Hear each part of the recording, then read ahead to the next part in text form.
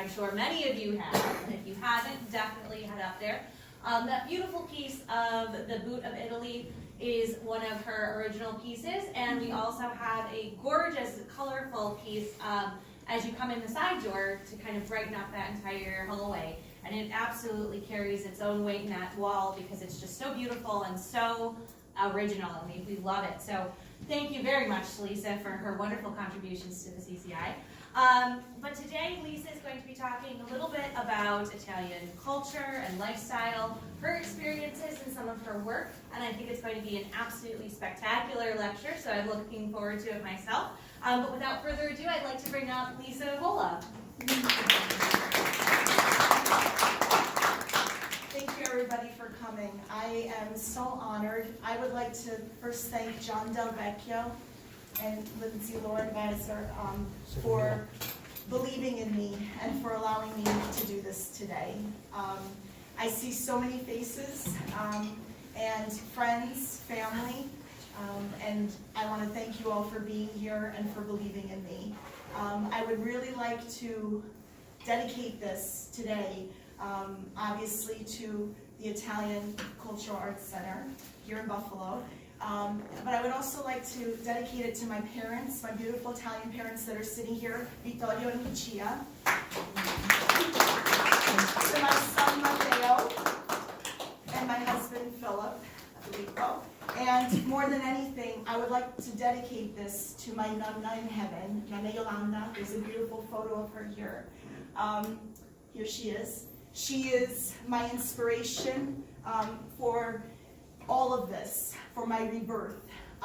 And she loved me unconditionally, and she still does from heaven. And she is so proud to see me do this today. So thank you.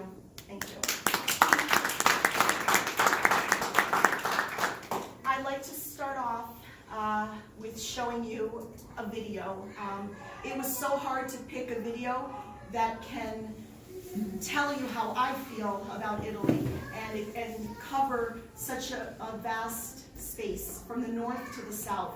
I picked one that included a little bit of everything: Milano, Roma, southern Italy, Napoli, Sicily, because I wanted you, before we start, I want to transport you from this room to Italy. And I want you to understand where my love of Italy comes from, and I'm sure your love of Italy too. So, Lindsay, thank you so much.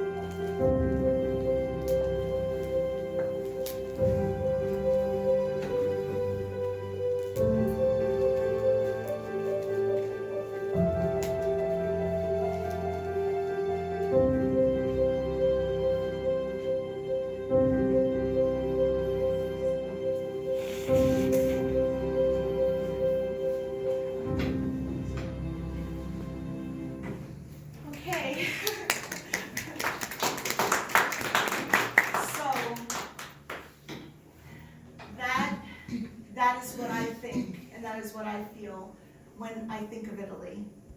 And I was born in this country. I'm an Italian American. My parents were both born in Italy. And even though I'm an Italian American, from when I was a little girl, my heart and my soul was always more Italian. And I think that has a lot to do with my father, and my mother, but my father especially, who shared his great love of his country with me. And I had the fortune of being able to spend every single summer in Italy, from when I was 6 months old all the way up until I decided to live there. When I was 19 years old, turning 20, I decided I was going to live there. And my experience was difficult, but it was also the best thing that could have happened to me, because I found myself. And Italy for me is more than just food and wine. It is friendship, it is family, it is beautiful culture. And I hope today, from some of my poetry and my art, I can share with you how I feel about it. And hopefully, if you have never been to Italy, or if you want to know more about it, it will open your eyes to that. I'm also going to discuss a little bit about the Italian-American culture, and how different it is for people that live here. Some people, they don't understand this beauty. They don't understand. And I think that this center is going to help people understand more about Italy and appreciate it for what it truly is. So, okay. Thank you, Lindsay. That's okay. That's okay. You may have the universe if I may have Italy. Giuseppe Verdi. So, I guess that says it all, right? He felt that Italy was more beautiful even than the universe. So I do too, and that's why I wrote this poem that I'm going to read today. This is an original poem. I will read it in American and Italian. Actually, can I have a show of hands of who doesn't understand Italian today? Okay, so I'll translate, okay? Viva l'Italia e tutte le sue bellezze. Viva questa terra piena di poeti e di scrittori. Viva l'Italia, da dove vengono i nostri cari. Viva l'Italia, che ci dà il Colosseo, le fontane e le piazze, le montagne e il mare, le cattedrali e anche il profumo del pane. Viva l'Italia e la sua bandiera verde, bianco e rosso. Sì, è proprio questa la nostra Italia. Viva l'Italia che amiamo, bella Italia nostra. And the translation for that. I'm sorry. Long live Italy and all its beauties. Long live this land full of poets and writers. Long live Italy, where our loved ones come from.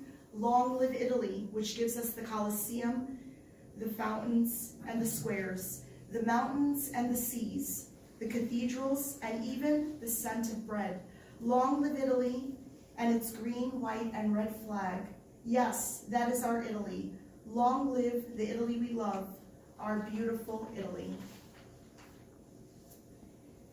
The second poem that I would like to read. You could go to the next one. Thank you, Lindsay. And of course, this is in Rome, and this is Il Tricolore that's flying overhead.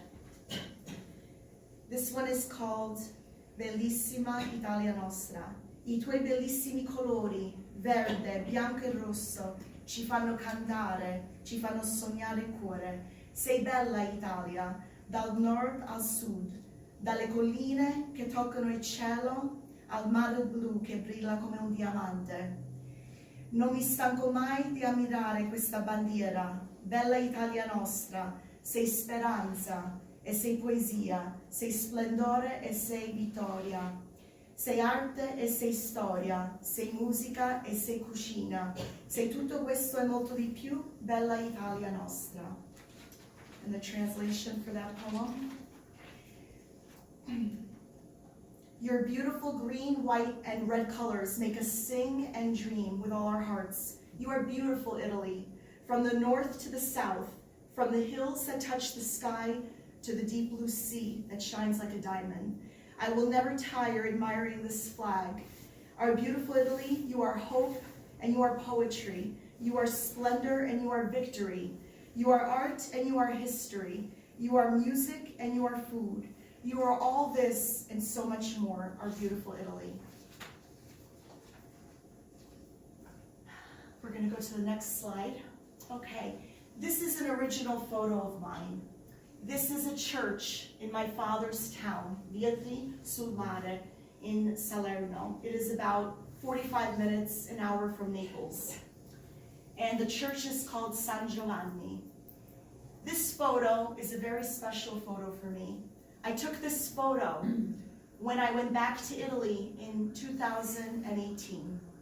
I had been away from Italy for 12 years. 12 years.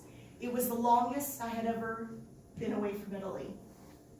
They say that all writers and poets have gone through a lot in their lives in order to be able to write the way they do. And I have.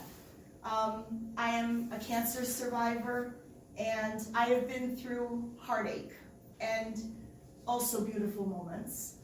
When I went back to Italy, I promised myself I would visit this church. It was a church that held many memories for me.